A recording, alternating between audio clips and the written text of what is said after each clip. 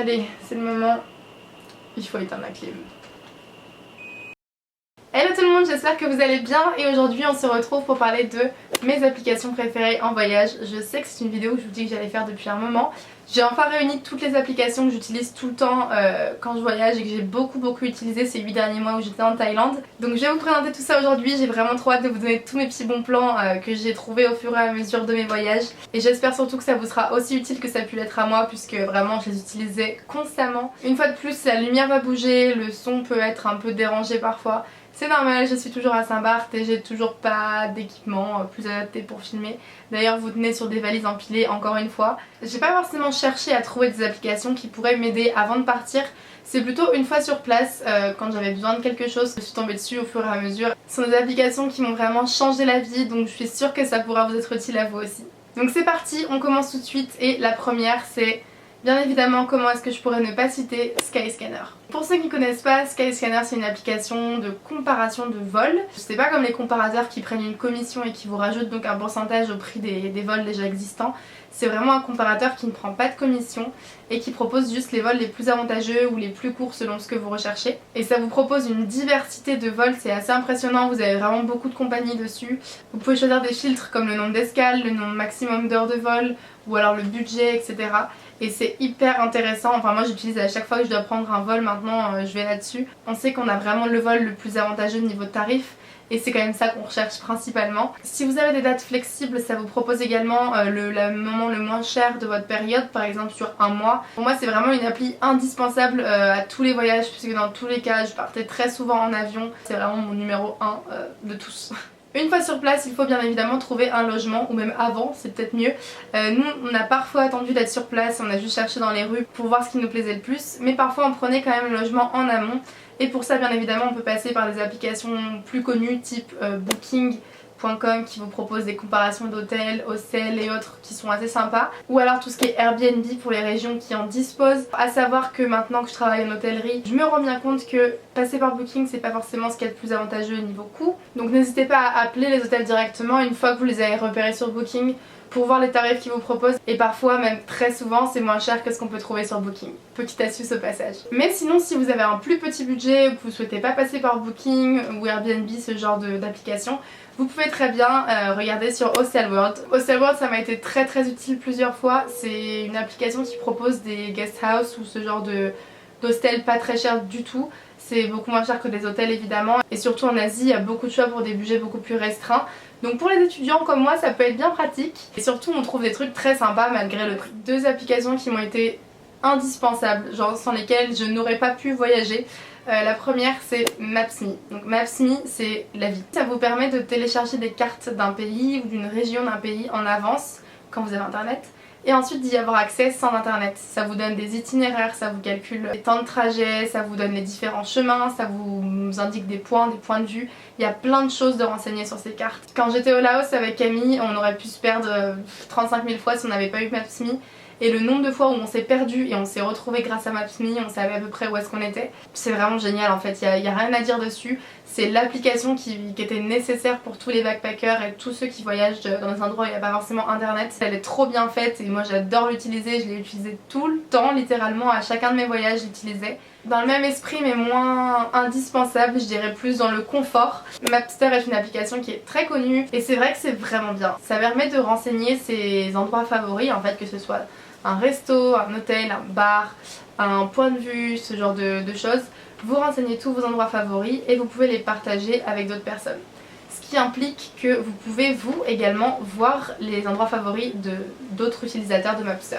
Donc c'est hyper sympa puisque quand vous arrivez en fait dans un nouveau pays, que vous connaissez rien, dans une nouvelle ville, vous pouvez voir un peu les lieux qui ont été appréciés par les gens du même âge que vous. Vous avez juste à piner l'endroit que vous aimez bien. Ça m'a moins sauvé la vie que l'application précédente, mais c'est tout de suite super sympa en fait de voir tous les lieux appréciés par d'autres personnes.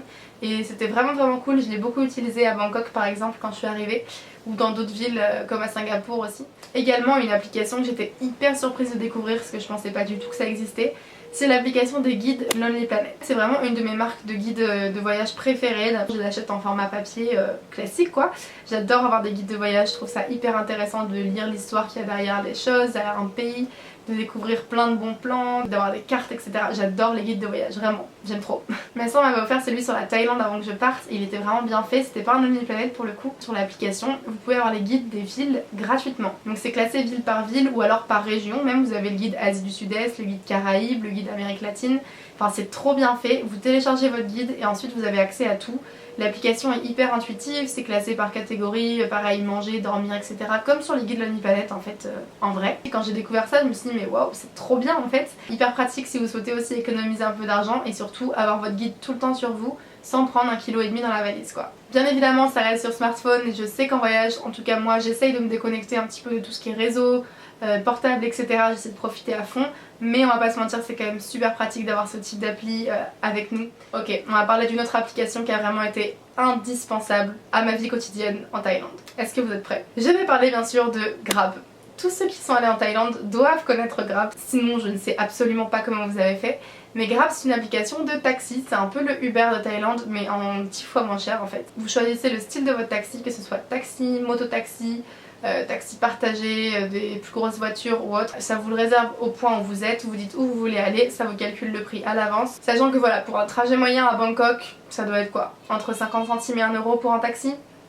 Ça va. Il y a deux aspects qui m'ont fait utiliser cette application tout le temps. Le premier, c'est qu'il faut savoir que les mototaxis, donc ce que j'utilisais juste tous les jours pour me déplacer, sont moins chers si vous les prenez sur Grab que si vous les arrêtez dans la rue comme ça. Donc forcément ça pousse un peu à utiliser l'application. Et le deuxième aspect qui m'a juste plus que convaincu dans l'utilisation de Grab, c'est que quand vous renseignez l'endroit où vous voulez aller sur Grab, vous êtes sûr que le chauffeur comprenne là où vous voulez aller. Parce que le nombre de fois où le chauffeur m'a emmené dans un endroit complètement différent à l'opposé de la ville et je connaissais pas, donc je pouvais pas lui dire non non c'est pas par là, bah voilà, quand vous êtes sur Grab vous êtes bien content qu'il suive son GPS et qu'il aille là où vous voulez aller. Grab n'est pas disponible dans tous les pays d'Asie, je sais qu'il est en Thaïlande, qu'il est à Singapour. Je suis pas sûre qu'il est soit en Chine, donc voilà, à vérifier. Mais dans la plupart des pays d'Asie vous l'avez, donc utilisez-le, profitez-en. Un autre aspect qu'il faut considérer quand on voyage à travers l'Asie, à travers le monde, à travers différents pays en fait, c'est la conversion de monnaie. Donc là je vais vous parler de l'appli de convertisseur qui m'a été juste trop utile. Vous n'avez pas forcément idée de ce que ça représente, le taux de change.